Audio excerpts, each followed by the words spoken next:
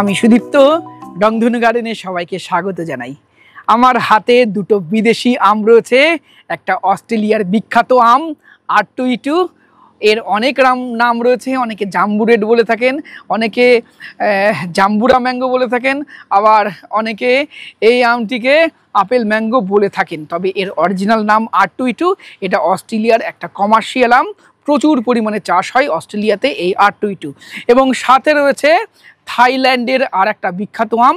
এটা থাইল্যান্ডের, এর নাম জিনহুয়াং, এর অরিজিনাল নাম জিনহুয়াং, কিন্তু আমাদের এখানে এই আমটা বিভিন্ন নামে পরিচিত। সবথেকে পপুলার নাম কিউজাই, এছাড়া তাইওয়ান রেড অনেকে বলে থাকেন, অনেকে এই আমটিকে গোল্ডেন কুইন বলে থাকেন, এবং আরও অনেক নামে অনেক নার্সারিম্যান এই আমটাকে বিক্রি করে থাকেন। তবে এর অরিজিনাল নাম জিনহুয়াং, তাই একে নিজের সঠিক নামটাই ধরে ডাকাটাই বেটার। চলুন আজকে এই দুটো আমের মধ্যে আমরা কম্পিটিশন করব। এটা অস্ট্রেলিয়ার বিখ্যাত আম, অস্ট্রেলিয়ার কমার্শিয়াল আম, সাথে থাইল্যান্ডের একটা কমার্শিয়াল আম। থাইল্যান্ডের কমার্শিয়াল আমটা সেরা হবে না R22 অস্ট্রেলিয়ার এই আমটা সেরা হবে? চলুন আজকের ভিডিওতে এর বিভিন্ন ক্যারেক্টারিস্টিক, ফলের স্বাদ, এগুলো নিয়ে আমাদের ক্ষুদ্র নলেজ আপনাদের সাথে শেয়ার করব।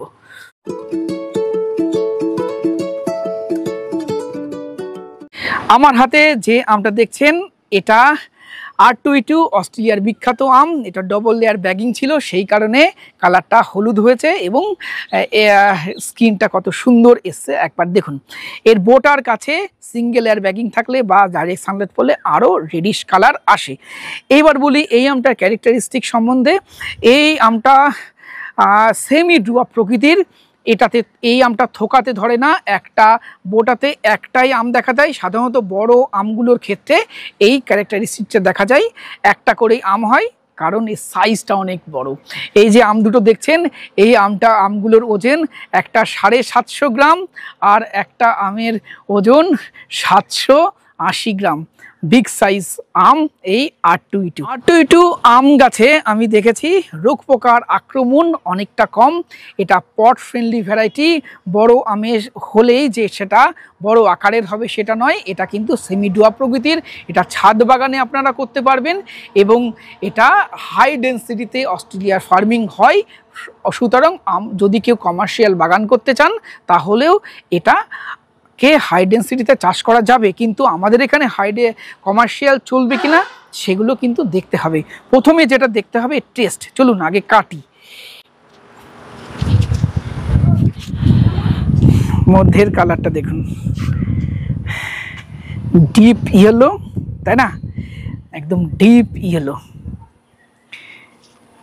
এটা কালারটা সুন্দর এবং কাটার সাথে সাথে একটা সুন্দর অ্যারোমা পাওয়া যাচ্ছে ইন্ডিয়ান আমগুলোর মতো। সেই ভীষণ তীব্র একটা অ্যারোমা নয়, তবে অ্যারোমা এর মধ্যে রয়েছে। দেখুন এই আমটা এবার আমরা টেস্ট করি। এটা কিন্তু টাইট আম, এটা সে গলে যায় না। এটা টাইট আম, এর কিপিং কোয়ালিটি বেশ ভালো। এটা হারভেস্ট করার পরেও অন্তত 8-10 দিন অনায়াসে আপনারা রাখতে পারবেন।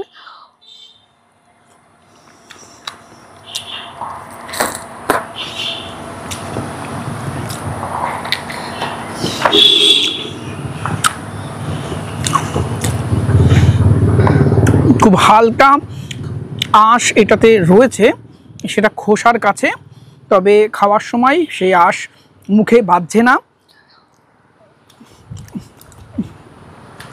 টেক্সচারটা ক্রিমি, সেই ম্যাঙ্গো আইসক্রিমের মতো, আর খাওয়ার সময় বেশ সফট, মুখে মিলিয়ে যাচ্ছে।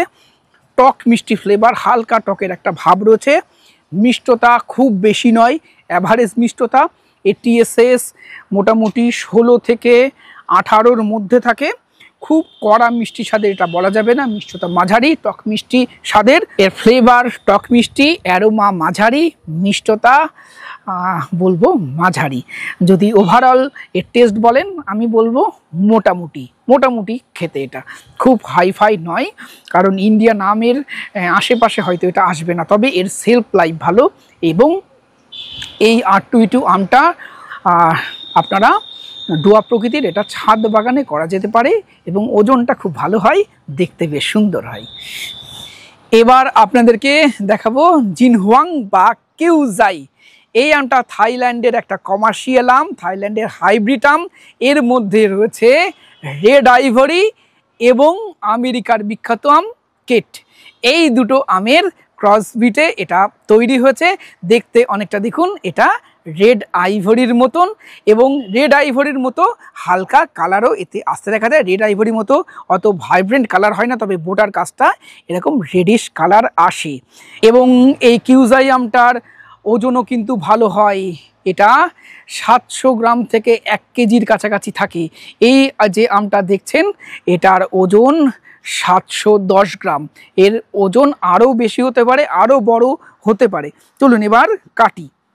এটা আমরা কাটছি কিউজাই আম। ও বীজ তো একদম পাতলা। হ্যাঁ, এই দেখুন,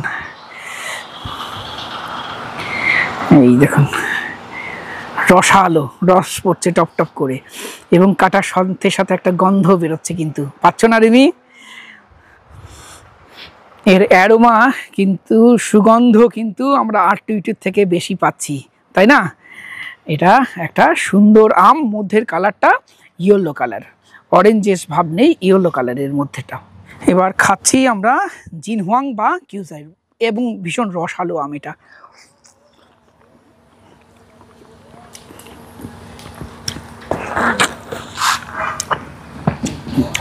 প্রথমে বলবো এটাতে ফাইবার নেই, ফাইবারলেস একটা আম।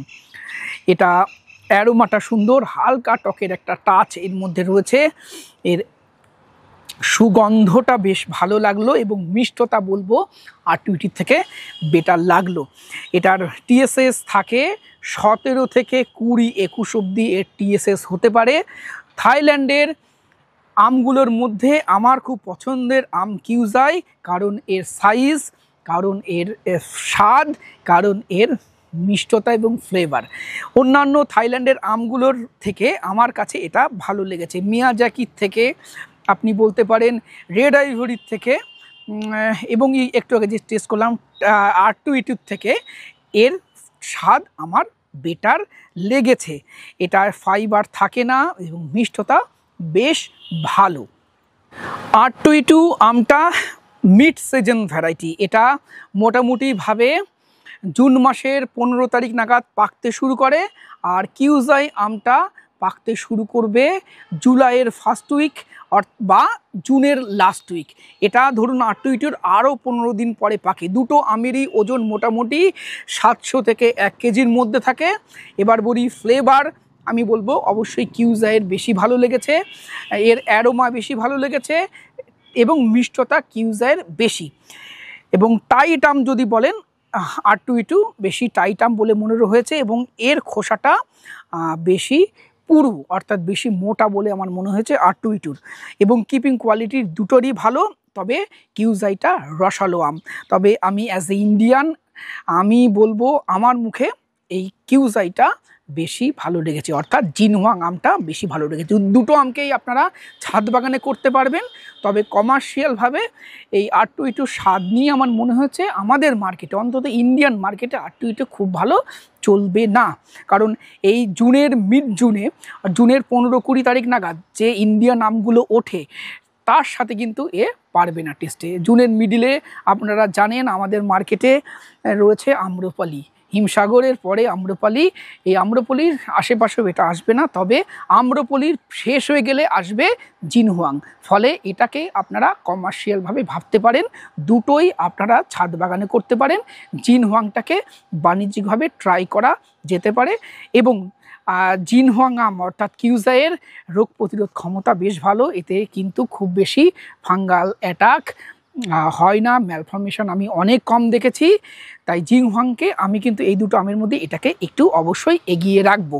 এবং বড় সাইজের আমগুলো যদি আপনি টেস্টের দিক থেকে বলেন, দুটো আমকে আমি বাছি, একটা অবশ্যই চাকাপাত, আর একটা এই জিনহুয়াং। তবে চাকাপাতে ফ্রুট ফ্লাইয়ের সমস্যা আছে, এটা কিন্তু কিউজাই তুলনামূলক অনেকটাই কম। তাই বাণিজ্যিকভাবে আমি কিউজাইটাকে চাকাপাতের থেকেও এগিয়ে রাখছি। শুধুমাত্র এর স্কিন কালারটা সবুজ হয় বলে ইউটিউবে তো দেখাতে সব কিছু, তাই মানুষ দেখতে বেশি ব্যস্ত, এই আমটা নিয়ে এতটা হাইক ওঠেনি বা এই আমটা মানুষের সামনে এতটা আসেনি। এর থেকে অনেক বাজে খেতে রেড আইভরি আম নিয়ে আমি ইউটিউবে অনেক লাফালাফি দেখেছি, অনেক মানুষ দেখিয়েছেন, কিন্তু আমি বলবো রেড আইভরির থেকে অনেক অনেক ভালো আম কিউজাই, যদিও রেড আইভরি আম থেকে এই কিউজাই আমটা তৈরি। আজকের প্রতিবেদন দর্শক বন্ধুরা আমরা এখানেই শেষ করছি। ভিডিওটা কেমন লাগলো কমেন্ট বক্সে লিখে জানাবেন। ভিডিওটি ভালো লাগলে একটি লাইক করবেন, নতুন হলে চ্যানেলটি সাবস্ক্রাইব করে রংধনু গার্ডেনের সাথে থাকবেন। নমস্কার।